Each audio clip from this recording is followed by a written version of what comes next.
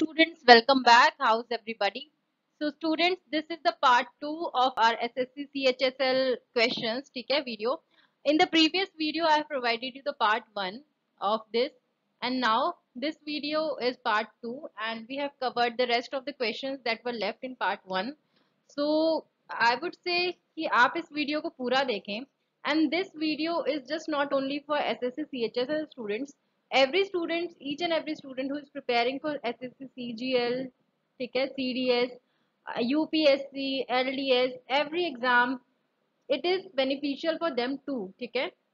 सिर्फ इसमें हम 15 questions if we are taking, इसका मतलब ये नहीं है कि सिर्फ 15 क्वेश्चंस ही कवर होंगे. मैं एक एक क्वेश्चन का सब पार्ट इतने सारे कराती हूँ कि इसमें हमारे ऑलमोस्ट 100 क्वेश्चंस कवर हो जाते हैं विद दीज 15 क्वेश्चंस ओनली, ठीक है. जिन बच्चों को लगता है कि मैं बहुत ज्यादा एक्सप्लेन कर देती हूँ एक ही क्वेश्चन को, काइंडली स्किप दैट पार्ट और आप नेक्स्ट क्वेश्चन पे मूव कर जाइए. अदरवाइज मेरी जो बच्चों से बात हुई, दे सेड कि आप हमें एक्सप्लेनेशन प्रोवाइड कीजिए, तो इस वजह से मुझे हर एक क्वेश्चन के साथ एक्सप्लेनेशन प्रोवाइड करनी पड़ती है. तो आप सिर्फ क्या करें, अपना या तो स्पीड बढ़ा दीजिए, अदरवाइज स्किप करने का ऑप्शन है, आगे मूव कर सकते हैं, ठीक है. आगे मूव करके आप सेकंड क्वेश्चन पे मूव कर जाइए अगर आपको लगे कि एक्सप्लेनेशन थोड़ी सी ज्यादा हो रही है. अदरवाइज मैं आपको यही रिकमेंड करूंगी कि उस एक्सप्लेनेशन को देखिए, बिकॉज वो एक क्वेश्चन ही आपका एग्जाम में वैसे का वैसा नहीं आएगा, उससे रिलेटेड काफी क्वेश्चंस आगे वाले एग्जाम्स में पूछे जाते हैं, और वो मैं एक्सप्लेन आपको करती हूँ, ठीक है. So let's get started with the video now. Now let's take the first question. Your first question is, what is the time period of 12th 5 year plan? हमारे जो 12th 5 year plan है उसका time period क्या है. देखिए, ये 5 year plan है क्या, बेसिकली ये है आपकी पंचवर्षीय योजना, ठीक है. जब से हमारा इंडिया आजाद हुआ है, सिंस 1947 से लेकर 2015 तक हमारी जो इंडियन इकोनॉमी ये एक प्लानिंग, कॉन्सेप्ट ऑफ प्लानिंग के बेसिस पे चल रही है ना. और ये जो हमारा प्लानिंग कमीशन है, इसने वर्क करना कब शुरू करा था, हमारी पंचवर्षीय पहली योजना कब आई थी, 1951 में. अब 1951 से लेकर 2014 तक हमारा जो ये प्लानिंग कमीशन था, ये पंचवर्षीय योजना निकालता था, ठीक है. जैसे ही 2014 में हमारी मोदी गवर्नमेंट आई, इन्होंने क्या करा, इस प्लानिंग कमीशन को डिसॉल्व करके इसका नाम रख दिया नीति आयोग, ठीक है. अब नीति आयोग इसका नाम है, प्लानिंग कमीशन इसको नहीं बोलते, it is renamed as NITI Aayog. अब जो लास्ट डिप्टी चेयरमैन थे इसके प्लानिंग कमीशन के, मतलब 2014 तक इसके डेप्यूटी चेयरमैन थे हमारे मिस्टर मोन्टेक सिंह आलूवालिया. यहाँ आप देख सकते हैं मिस्टर मोन्टेक सिंह आलूवालिया, ओके. ये थे आपके लास्ट डिप्टी चेयरमैन. अब आपसे अगर पूछा जाए कि एक्स ऑफिशियल चेयरमैन कौन है नीति आयोग का, तो आप क्या बोलेंगे, प्राइम मिनिस्टर नरेंद्र मोदी, ठीक है. हमारा पीएम जो होता है वो एक्स ऑफिशियल चेयरमैन होता है इसका. अब इसमें the question is basically what is the time period of 12th 5 year plan. 12th 5 year plan हमारा आया था 2012 से लेकर 2017, ठीक है, के बीच में. ये था हमारा 12th 5 year प्लान का, एंड ये हमारा लास्ट 5 year प्लान था, ओके. यही प्लान हमारा लास्ट 5 year प्लान था. तो आपसे ये भी पूछा जा सकता है कि हमारा लास्ट 5 year प्लान कौन सा था, तो आप बोलोगे 2012 से लेकर 2017 तक का जो प्लान था वो था हमारा लास्ट 5 year प्लान. अब कुछ डिस्कस कर लेते हैं फर्स्ट 5 year प्लान के बारे में, और ये कब आया था आपका, ठीक है. फर्स्ट 5 year प्लान जो है आपका, ये 1951 से लेकर 1956 तक रहा था. अब देखिए, यहाँ मैं आपको छोटा सा एक्सप्लेन करती हूँ. फर्स्ट 5 year प्लान जो था 1951, आप इसको नोटबुक में एक बार नोट कर लें, अदरवाइज सुनते रहें, वरना स्पीड बढ़ा के जल्दी से इसको सुन लें. 1951 से 56 के बीच में था ये. और ये प्लान कौन लेके आया था, किसने प्रेजेंट किया था, तब हमारे जो पीएम थे यहाँ पर वो थे पंडित जवाहरलाल नेहरू, ठीक है. जेएल नेहरू जी थे, उन्होंने ये पहला पंचवर्षीय योजना जो है पार्लियामेंट में प्रेजेंट करी थी, ठीक है. पार्लियामेंट में ये लेके गए थे. और ये जो पंचवर्षीय योजना है, हमारा फर्स्ट 5 year प्लान है, ये बेसिकली जो है ये फोकस इसको किस पे करा था, इसने फोकस किया था एग्रीकल्चर सेक्टर पे, एग्रीकल्चर सेक्टर, ठीक है, खेती पे. क्योंकि ऑब्वियस सी बात है, अभी नया नया हमारा देश आजाद हुआ है, अब उसको हमें खेती करनी है, हमारी जितनी भी जनता है उसको खिलाना है। तो पहले जो हमारा था, पहला जो फोकस था पंचवर्षीय योजना का, वो सिर्फ एग्रीकल्चर पे था। और एग्रीकल्चर को हम क्या बोलते हैं? Primary sector. ठीक है, पेपर में ये भी पूछा जा सकता है कि प्राइमरी सेक्टर भी दिया जा सकता है आपको। अब ये आपसे एक क्वेश्चन आता है कि ये किस मॉडल पे बेस्ड था? पहली पंचवर्षीय योजना जो है आपकी किस मॉडल पे बेस्ड थी? It was based on Harold Doman model. ठीक है, हेरोल्ड डोमन मॉडल। तो पहली में जितना इंपॉर्टेंट था हमने कवर कर लिया, अदरवाइज एक वीडियो में लेके आऊंगी जिसमें मैं आपको पूरा अच्छे से एक्सप्लेन करूंगी कि क्यों सारी चीजें जो है फेल होती गई। अब सेकंड जो 5 ईयर प्लान है हमारा, सेकंड पंचवर्षीय योजना, ये आई हमारी 1956 से लेकर 1961। ठीक है, इस टाइम में जो हमारा वो दिया गया, एम्फेसाइज दिया गया, फोकस करा गया, वो फोकस करा गया हमारा डेवलपमेंट ऑफ पब्लिक सेक्टर और इंडस्ट्रियलाइजेशन के ऊपर। ठीक है, बेसिकली अब जब हमारी खेती हो गई, उत्पादन हो गया है, उसके बाद इंडस्ट्रीज पे फोकस करा गया। Second 5 year plan basically industries और किस पे फोकस करा गया? हमारा पब्लिक सेक्टर के ऊपर, ट्रांसपोर्ट और ये सब। अब इसमें ये आपसे ये क्वेश्चन पूछ सकते हैं, ये किस मॉडल के ऊपर बेस्ड था? तो ये बेस्ड था आपका महानोबलिस मॉडल। ठीक है, MAHA, महाला नोबिस मॉडल। पहला था हेरोल्ड पे, दूसरा था Mahalanobis model. Okay, now let's move to the third 5 year plan. तीसरा जो पंचवर्षीय योजना थी आपकी, थर्ड पंचवर्षीय योजना थी, ये कब आई थी? ये थी आपका, इसका टाइम पीरियड था 1961 से लेकर 1969। अब आप बोलोगे कि ये थर्ड, ये तो पंचवर्षीय योजना है, तो ये 1961 से लेकर 1969 तक क्यों गई? देखिए, बेसिकली जो इसका फोकस था, ये था सिर्फ एग्रीकल्चर पे। ठीक है, एग्रीकल्चर, पहले का एग्रीकल्चर पे था, सेकंड का इंडस्ट्रियलाइजेशन और पब्लिक सेक्टर, अब इसका था एग्रीकल्चर और व्हीट प्रोडक्शन पे। ठीक है, मैं आपको बताऊं, ये वाली जो हमारी योजना थी ये बुरी तरह फेल हो गई। अब इसको इतना टाइम भी लग गया और ये फेल भी इस वजह से हो गई, इसलिए क्योंकि 1962 में, देखिए 1961 में ये आई, ये योजना आई जिसपे एग्रीकल्चर पे फोकस हुआ, लेकिन 1962 में ही हमारा Sino China, I am sorry, Sino India war हुआ। ठीक है, साइनो इंडिया वॉर मतलब इंडिया और चाइना के बीच में, इंडिया साइनो एक वो है ठीक है, बॉर्डर। तो इंडिया और चाइना के बीच में हुआ 1962 में वॉर। इस वॉर की वजह से हमारा इतना नुकसान हुआ कि हमारा जो फोकस था ना, वो, अब पहले तो हमारा फोकस किस पे जाता, मतलब बेसिकली जो था ये प्लान था, ये एग्रीकल्चर वीट प्रोडक्शन के लिए था। अब जब हमारा इंडो चाइना वॉर हुआ, हमारा सारा का सारा फोकस जो है गया डिफेंस के ऊपर। ठीक है, डिफेंस के ऊपर हमारा फोकस गया। अब क्या हुआ, हमारा फोकस शिफ्ट हो गया डिफेंस सेक्टर की तरफ। अब 1965 से 1966 के बीच में देखिए, 1962 में इंडिया चाइना वॉर हुआ। ठीक है, आपको पता है जब कोई वॉर होता है तो कितनी सारा नुकसान हमें होता है, इंडियन इकोनॉमी को नुकसान होता है। तो अब डिफेंस के ऊपर फोकस करना पड़ा। अब क्या हुआ, तुरंत ही 1965 में से लेकर 1966, अब क्या हुआ, यहाँ पर हो गया हमारा इंडिया और पाकिस्तान का वॉर। ठीक है, इंडिया पाकिस्तान का वॉर हो गया फिर से हमारे इंडिया में, जिसकी वजह से फिर से हमारा फोकस जो है इससे शिफ्ट हुआ होगा। प्लस क्या हुआ, इंडिया में बहुत ज्यादा ड्रॉट आ गया। ये एक साल के बीच में इंडिया में आया ड्रॉट, और पाकिस्तान इंडिया पाकिस्तान का वॉर हो गया। अब इस वॉर की वजह से जो हमारा फोकस पहले था एग्रीकल्चर वीट प्रोडक्शन पे, अब वो सारा का सारा जो हमारा फोकस हुआ वो हो गया हमारा प्राइस को स्टेबलाइज करने में। क्यों?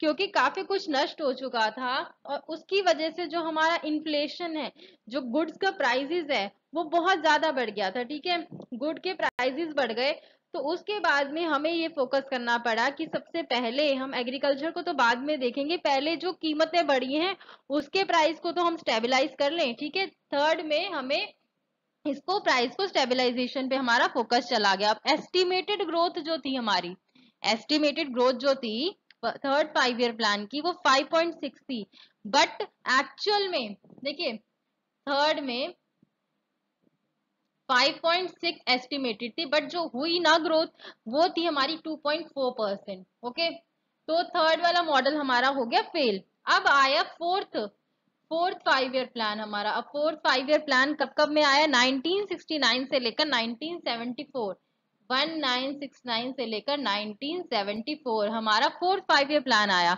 इस टाइम पे क्या था, इंदिरा गांधी जो थी, इंदिरा गांधी हमारी पीएम थी। अब इन्होंने क्या किया, जो 14 हमारे बैंक्स थे, 14 बैंक्स को, मेजर बैंक्स जो थे हमारे, उसको नेशनलाइज कर दिया। ठीक है, 14 मेजर बैंक्स हो गए नेशनलाइज्ड। और इस टाइम पे अब आपसे ये भी पूछा जा सकता है ग्रीन रेवोल्यूशन कब आया, और ग्रीन रेवोल्यूशन आया यहाँ पर। ठीक है, अब ग्रीन रेवोल्यूशन मतलब हरित क्रांति आपने सुना हो, ग्रीन रेवोल्यूशन आया इंडिया में। अब 1969 से 74 तक का ये प्लान था। अब क्या हुआ, 19 अब ये प्लान भी हमारा फेल हो गया। वो किस वजह से? क्योंकि 1971 में इंडिया और पाकिस्तान के बीच में एक वॉर की सिचुएशन हो गई। ठीक है, अब जो है हमारा फोकस, ये जो फंड्स लिए गए, ठीक है, वो लिए गए मिलिट्री के लिए, और जो कि बेसिकली ये जो हमारा मॉडल था इंदिरा गांधी के टाइम पे, ये इंडस्ट्रियल डेवलपमेंट में था। लेकिन जो हमारे फंड्स लिए गए, अब वो जो है इंडस्ट्रियल के बजाय मिलिट्री के लिए लेने पड़े। ठीक है, अब इंडिया जो है उस टाइम पे एक और चीज हुई थी कि हमारे जो बे ऑफ बंगाल की साइड में अमेरिका ने कुछ घुसपैठ शुरू कर दी थी, जिसकी वजह से इंडिया को जो है स्माइलिंग बुद्धा एक्सरसाइज, एक पोखरन टेस्ट है, वो भी परफॉर्म करना पड़ा 18 मई 1974 को। वो भी जो है परफॉर्म हुआ इंडिया में, जिसकी वजह से जो ये प्लानिंग भी थी, ये वाला भी प्लानिंग थी, वो भी हमारा अच्छा एग्जीक्यूट ढंग से नहीं हो पाई। क्योंकि एक तो हमारे नेशनलाइज हो चुके थे बैंक्स 14, ग्रीन रेवोल्यूशन भी आया, बट जो इंडो पाक वॉर हो गया उसकी वजह से सारा का सारा जो है फिर से हमारे जो फंड्स लेने पड़े वो मिलिट्री में चले गए। हमारे फंड्स जो इंडस्ट्रियल डेवलपमेंट के लिए थे वो चले गए मिलिट्री में, प्लस जो हमारा पोखरन टेस्ट हुआ, न्यूक्लियर टेस्ट हुआ वहां पर। अब एक्चुअल में जो ग्रोथ रेट थी, जो प्रिडिक्टेड थी, वो इस फोर्थ वाले के लिए थी 5.6, बट जो एक्चुअल में हुई वो हुई सिर्फ 3.3%। ठीक है, अब जो हमारा फिफ्थ 5 ईयर प्लान आया, देखिए फिफ्थ वाला आप लिख लीजिए नीचे, यहाँ पर 5। ठीक है, 5 के आगे आप लिखिए 1974 से 1978, 1974 से लेकर 1978। अब फिफ्थ 5 ईयर प्लान पे हमारा फोकस वी लेड, ठीक है, stress was laid on poverty alleviation, employment and justice. जो हमारा बेसिक स्ट्रेस था वो था इस पे पॉवर्टी को हटाना, एम्प्लॉयमेंट जनरेट करना, कि बहुत सारे लोग बेरोजगार थे तो एम्प्लॉयमेंट उनके लिए जनरेट करना, और जस्टिस के लिए। ठीक है, अब 1978 तक हम कवर कर लिया। ठीक है, अब 1978 से लेकर 1980, 1980 2 साल जो है यहाँ पर हमारा रोलिंग प्लान आया, एक रोलिंग प्लान, इसके बारे में आगे डिस्कस करेंगे। फिलहाल आप इतना समझ लीजिए, रोलिंग प्लान आया। ठीक है, सिक्स्थ वाला जो था, अब छठा जो प्लान था अगर उसके बारे में पूछे कब आया, तो वो आया 1980 से 1985 तक। ठीक है, सेवंथ आया हमारा 1985 से 1990। ओके, अब जो 1990 से लेकर 1992, 1990 से लेकर 1992 ये हुआ हमारा एनुअल प्लान। इस टाइम आया हमारा एनुअल प्लान, एनुअल प्लान। चलिए ठीक है, अब एट्थ प्लान अगर आपसे पूछें, एट्थ 5 ईयर प्लान आया आपका 1992 से लेकर 1997, 1997। ओके, नाइन्थ आया आपका 1997 से 2002, टेंथ आया 2002 से 2007, 11th आया 2007 से लेकर 2012, और 12th का हमने अभी डिस्कस करा ही है 2012 से लेकर 2017, and this was the last 5 year plan. Okay, I will make an another video, a separate video of this 5 year plan, ताकि आपको अच्छे से ये क्लियर हो जाए, उसके बाद आप कभी भूलेंगे नहीं इन 5 पंचवर्षीय योजना को। चलिए नेक्स्ट क्वेश्चन लेते हैं आप। The next question is who was the founder of Pala dynasty. पाला डायनेस्टी के फाउंडर कौन थे? पाला डायनेस्टी जो थी आपकी वो आई थी 900 सी में, ठीक है, से लेकर 920 तक जो है पाला डायनेस्टी ने रूल करा।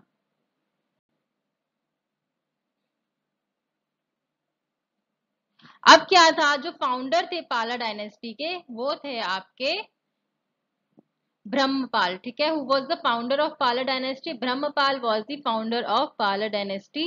एंड इसका क्या था, किंगडम कौन सा था? ये किंगडम था आपका Kamrupa kingdom, okay, Kamrupa kingdom. अब उन्होंने क्या किया, कुला देवी से शादी कर हुई उनकी, और उनका एक सन का नाम था रत्नपाल, जो कि उनका सक्सेसर ऑफ थ्रोन था, ठीक है। पाला डायनेस्टी जो थी 900 से लेकर 1100 तक चली। अब मैं आपको बताऊं, देखिए, पहला जो था रूलर वो था ब्रह्मपाल, ठीक है। फिर 1900 से 1920, देखिए यहां मैं लिखती हूँ नीचे इसकी इंफॉर्मेशन, जिसको पढ़ना है वो देख लो, अदरवाइज स्किप करो और नेक्स्ट क्वेश्चन पे मूव करो। पहला ब्रह्मपाल हो गया, ठीक है। फिर उनका बेटा पैदा हुआ 920 से लेकर 960 तक, रतनपाल जो है उसने रूल करा। देन केम इंद्रपाल, तो 960 से 990 रूलर थे इंद्रपाल, ओके। देन 990 से लेकर 1015 गोपाल, 1015 टू 1035 आए Harshpal. And the last ruler, आपसे ये पूछा जाएगा हर्षपाल के बाद आपके आए धर्मपाल। अब लास्ट रूलर इज इंपॉर्टेंट, क्योंकि फर्स्ट रूलर इंपॉर्टेंट होता है, लास्ट भी पूछते हैं। तो लास्ट रूलर जो था पाला डायनेस्टी का वो था Jaipal, JAYAPAL, this is important.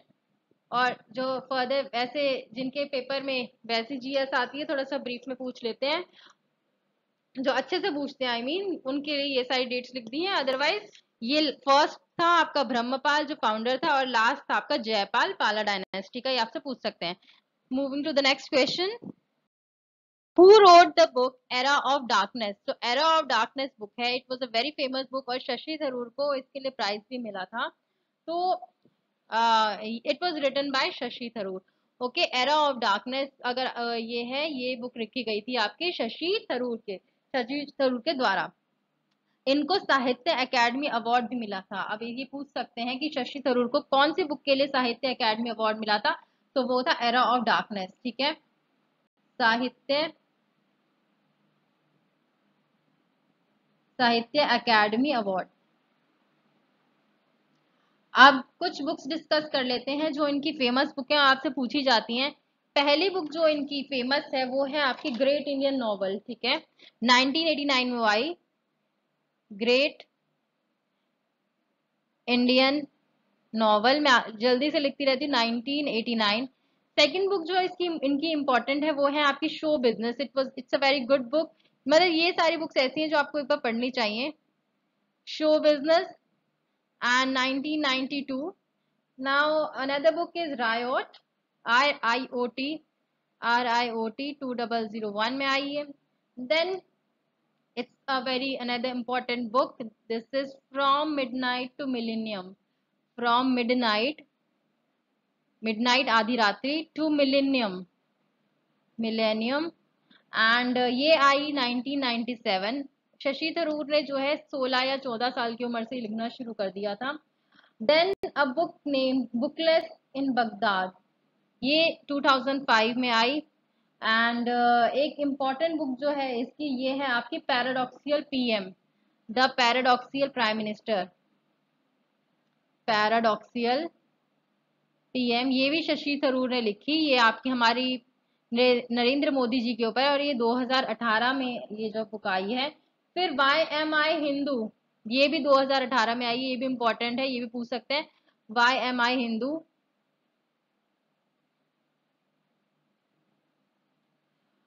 ठीक है, ये 2018 में आई। Now the last book, an introduction to Hinduism, एक why I am Hindu, why am I Hindu, and और an introduction Introduction to Hinduism.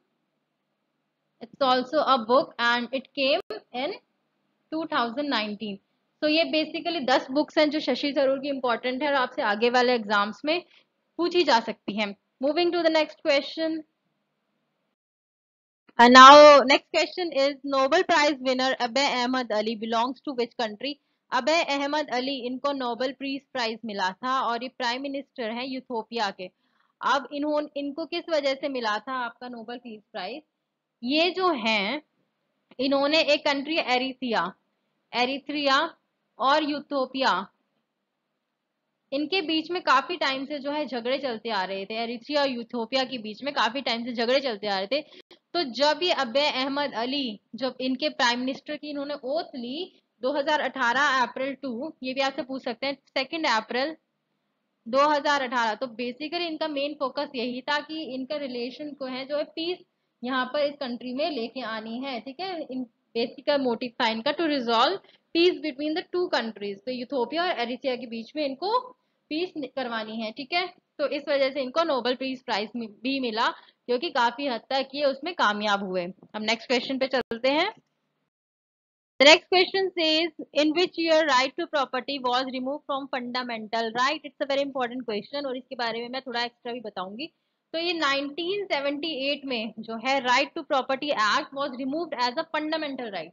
देखिए ये सब हुआ क्यों, हमें पता है कि 1947 जो हमारा इंडिया आजाद हुआ. ठीक है, अब उसके बाद क्या हुआ कि जो हमारा लैंड रिसोर्सेज थे वो कुछ ही लोगों के पास थे, कि काफी लोगों के पास बहुत सारी जमीन थी और कुछ लोगों के पास बिल्कुल भी जमीन नहीं थी और कुछ भुखमरी से मर रहे थे. अब ताकि अब गवर्नमेंट को भी आगे जाके अपना कभी कुछ एस्टैब्लिश करना, कोई कॉलेज एस्टैब्लिश करना है, कहीं कुछ एस्टैब्लिश करना है, तो ये सब करना था उनको. ठीक है, उनको रोड्स भी बनवानी है, उनको फ्लाईओवर्स भी बनाने हैं. तो उस टाइम पे क्या हुआ, ये बहुत बखेड़ा खड़ा करते थे. ठीक है, बखेड़ा इतना ज्यादा खड़ा करते थे कि कुछ ही लोगों के पास बहुत सारी प्रॉपर्टी हुआ करती थी. तब ताकि इक्वल जो है प्रॉपर्टी डिस्ट्रीब्यूशन हो, इक्वल डिस्ट्रीब्यूशन ऑफ प्रॉपर्टी हो, इस वजह से क्या हुआ कि ये जो राइट टू प्रॉपर्टी था हमारा, ये 1978 में हटा लिया गया. ठीक है, ताकि गवर्नमेंट जो है इक्वल डिस्ट्रीब्यूट कर सके प्रॉपर्टी को, प्लस वो यूज भी कर पाए इनका.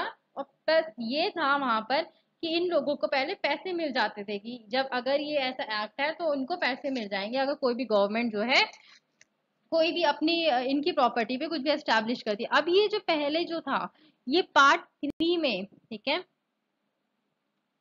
पहले ये पार्ट 3 में इंक्लूडेड था एज अ फंडामेंटल राइट. ठीक है, पार्ट 3 और आर्टिकल 31. अब आपसे ये पूछा जा सकता है कि कौन से अमेंडमेंट के तहत ये रिमूव हुआ. तो 44th, it's very important, 44th amendment act के थ्रू, 44th अमेंडमेंट एक्ट 1978 के थ्रू ये जो right to property act as a fundamental right remove हो गया. ठीक है, कुछ टाइम के लिए रिमूव हो गया.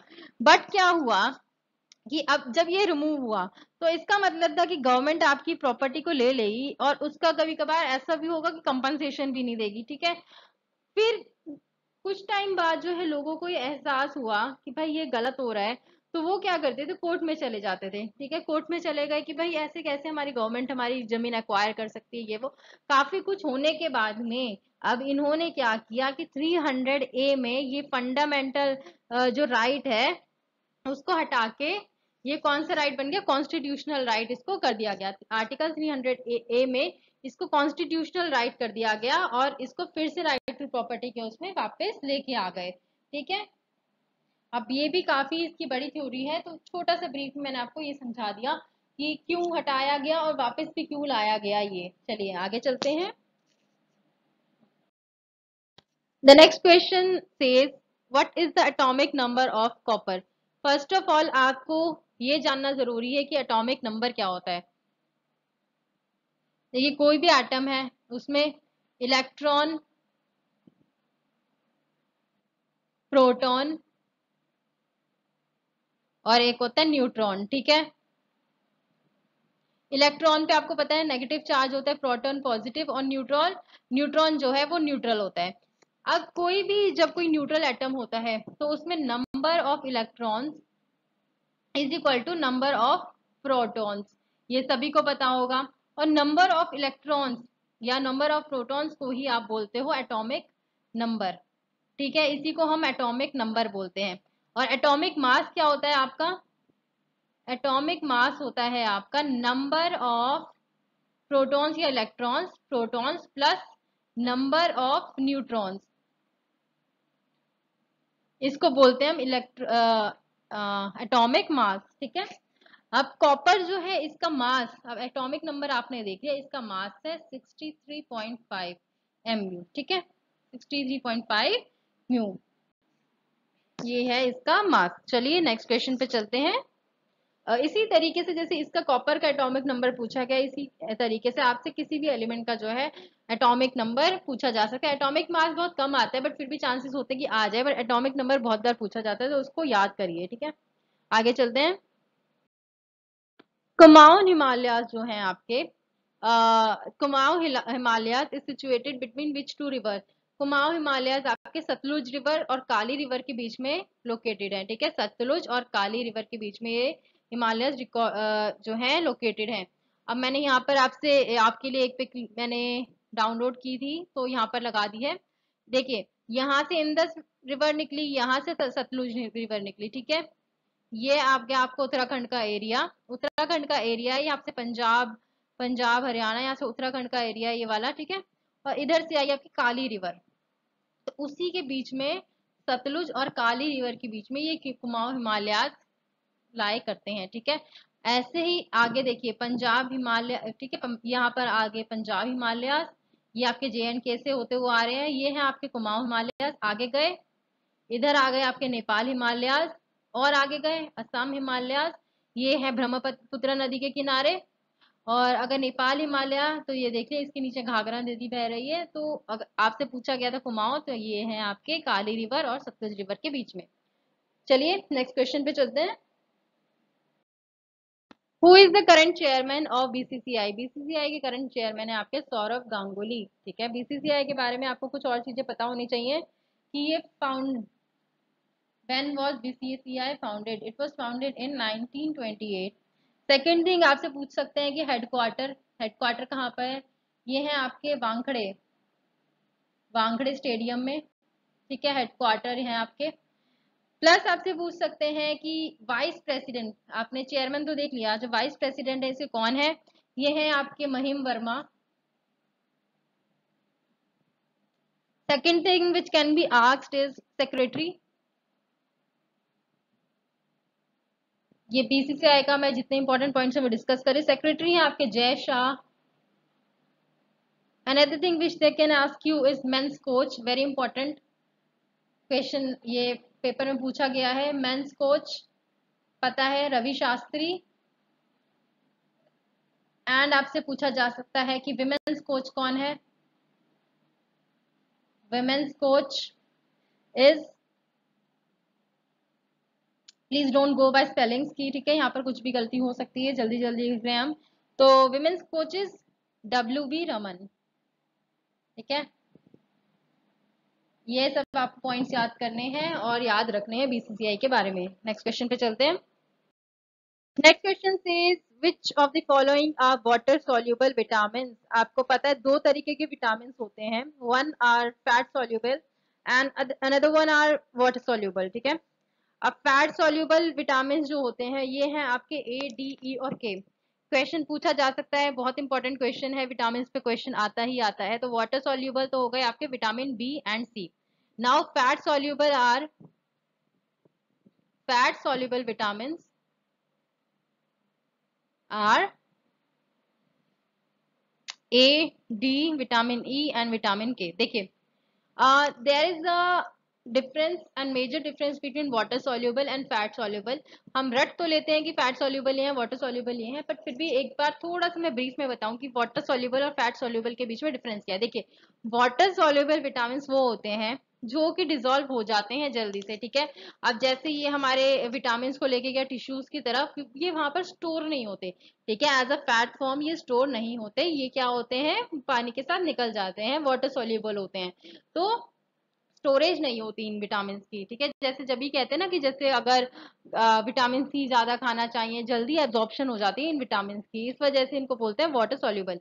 लेकिन जो विटामिन ए, डी, ई और के हैं, अब इसमें क्या होता है, ये है फैट सॉल्युबल, मतलब कि ये जाके टिश्यूज के पास ये जमते हैं और एज अ फैट जो है ये बना लेते हैं, ठीक है। ये ऑयल में, फैट में ये डिजोल्व होते हैं। अब क्या होता है, ए, डी, ई और के, इनकी एक प्रॉपर जो है अमाउंट होना चाहिए बॉडी में। जब वाटर सॉल्यूबल है, विटामिन सी आप कितना भी खा लो खट्टा, कोई दिक्कत नहीं है, अदरवाइज बस एसिडिटी बनेगी आपको। लेकिन विटामिन ए, डी, ई और के की एक प्रॉपर मात्रा होती है जो आपकी बॉडी में होनी चाहिए। उसकी डेफिशिएंसी जो है वो भी नुकसान करती है, लेकिन अगर ये ज्यादा हो जाए तब भी नुकसान करते हैं। अब कोई बोलता है कि क्या हम इन विटामिन से मोटे हो जाते हैं, तो क्या होता है, ऐसा नहीं है बिल्कुल भी। कभी कभार जब ज्यादा विटामिन आपकी बॉडी में हो जाते हैं, ये वाले फैट सॉल्युबल, तो ये क्या करते हैं, टॉक्सिसिटी भी प्रोड्यूस करते हैं और आप पतले भी होने लग जाते हो। ऐसा नहीं है सिर्फ इनको खा के आप मोटे ही होगे, अगर लिमिट से ज्यादा आपकी बॉडी में ये स्टोर हो गए, ठीक है, फैट की फॉर्म में, तो ये नुकसान भी पहुंचाते हैं बॉडी को। अब कुछ थोड़ा सा डिस्कस करते हैं विटामिन बी के बारे में। अब आपसे fat soluble, water soluble B और सी है, तो ठीक है, तो इसके बारे में डिस्कस करते हैं। अब बी में भी कौन सा विटामिन है, B1, ये आपके पेपर में आ सकता है, तो इसको भी आप याद रखना है आपको। विटामिन B1 को आप बोलते हैं थियामिन, ठीक है। B2 is very important. It is called riboflavin.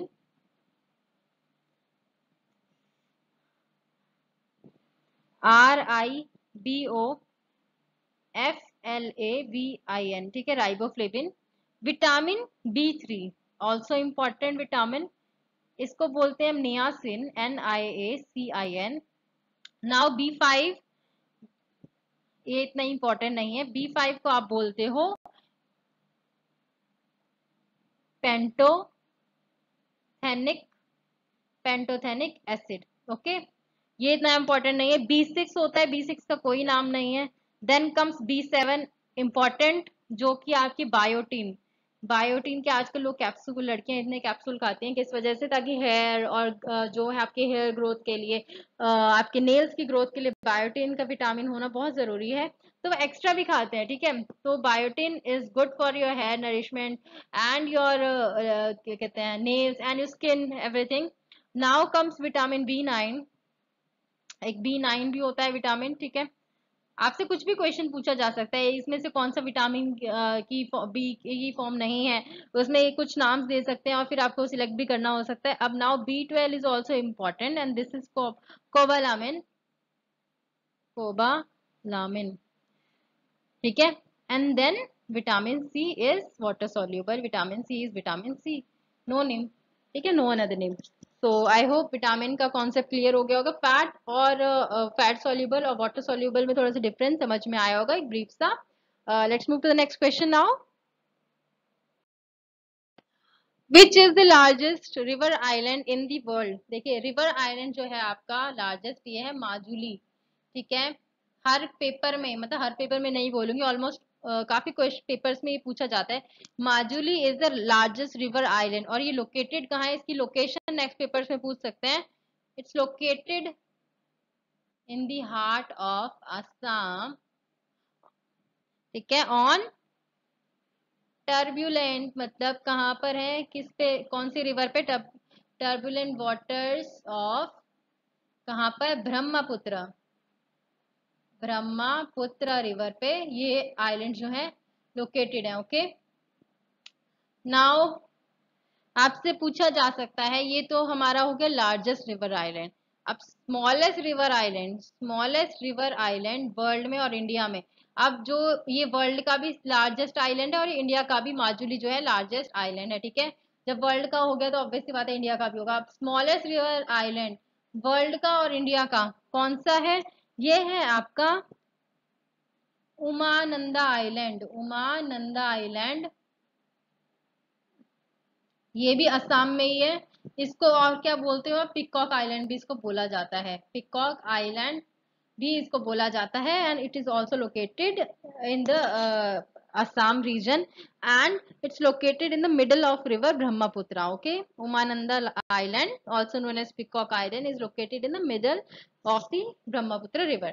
Let's move to the next question now. Now Next question says flagella is a locomotive organ of which of the following? Flagella locomotive organ कौन किसका है? ये है आपका यूजिलीना का। ठीक है। अब आपने प्रोकैरियोट्स, यूकैरियोट्स उसमें यूजिलीना भी पढ़ा होगा। अब ई यूजिलीना नहीं है, यूजिलीना है, ई साइलेंट। ठीक है। अब यूजिलीना जो है आपका बेसिकली ये कहाँ मिलता है? ये मिलता है आपको फ्रेश वाटर में, फ्रेश वाटर में पाया जाता है एंड सॉल्टी ब्रैकिश वाटर में ये पाया जाता है। ठीक है, यूजलीना। अब इसमें आपको एक चीज याद रखनी है कि ये है क्या बेसिकली, ये है आपका सिंगल सेल यूकैरियोट है। ये सिंगल सेल यूकैरियोट। ये मैंने आपको यूजलीना की जो है फोटो ली है, और क्या कहते हैं आपकी गूगल में जाके। तो ये यूजलीना की फोटो है। अब आपसे पूछा जा सकता है कि domain is not that important, पर फिर भी यहाँ पर मैंने पूरा ले लिया है। तो यूकार्या। किंगडम है इसका एक्सकावेटा। ठीक है। फाइलम आपसे पूछा जा सकता है, तो यूजलीना का है यूजलेनोजा, यूजलेनोजोआ। ओके। क्लास है इसकी यूजलेनो आइडिया। आई एम सॉरी, थोड़ा प्रोनाउंसिएशन में दिक्कत हो रही है। ठीक है। एंड नाउ फैमिली आप देख सकते हैं यूजलिनेस, एंड जीनस इसका यूजलिना है। ये जीनस होता है, और बाकी ये सब family, class, phylum.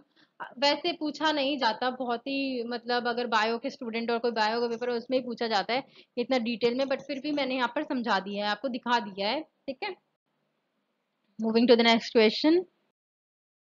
Who is the CEO of Yes Bank? CEO of Yes Bank ये हैं आपके मिस्टर प्रशांत कुमार। ओके। 2014 में ये जो है ये बैंक आया, 2004 में इसकी एस्टेब्लिशमेंट हुई थी बैंक की। इसको फाउंड किया था मिस्टर प्रशांत कुमार। फिलहाल सीईओ हैं यस बैंक के। फाउंडेड, ये भी देखिए मैंने आपको गूगल से ले लिया है, founded in 2014, 6 years ago। Founder कौन थे इसके? फाउंडर थे इसके राणा कपूर और अशोक कपूर। ये हम यस बैंक की बात कर रहे हैं। हेडक्वार्टर्स हैं यस बैंक के, very important. Headquarters Mumbai Maharashtra में है यस बैंक के। फाउंडर भी इंपॉर्टेंट है। की पीपल जो है इसके, अब चेयरमैन की बात करें अगर यस बैंक के, important another important person chairman है इसके सुनील मेहता, और वही अभी प्रशांत कुमार जो है एमडी और सीईओ हैं।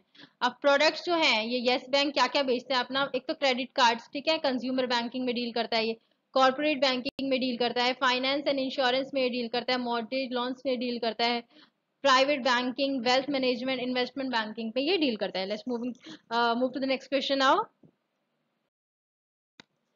EEG is use to measure the functioning of.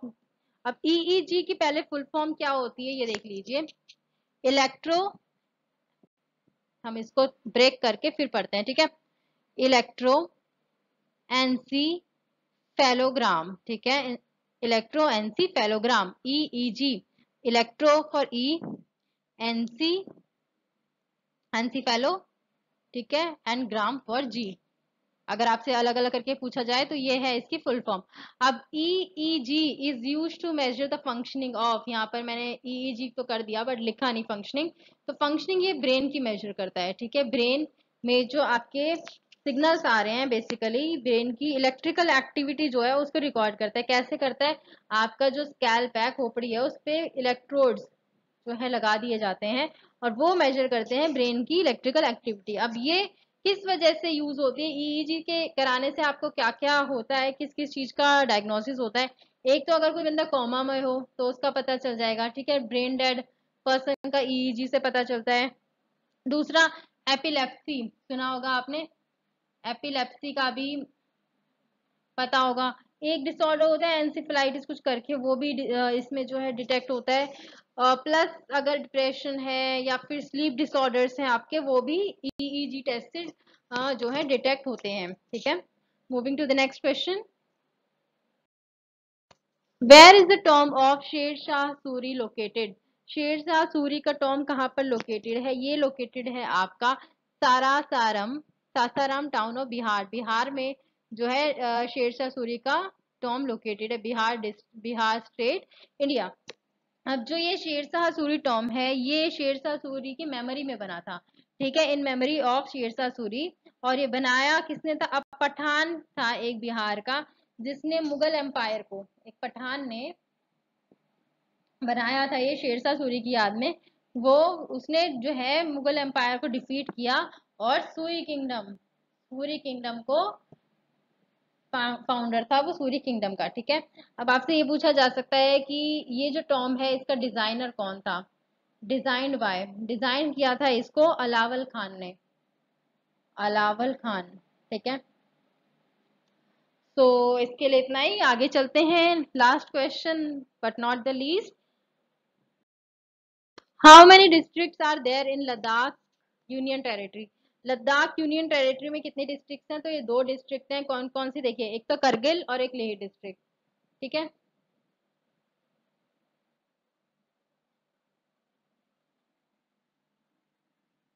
Kargil and Leh district. या मेरे को मिल गया pointer, Kargil and Leh district.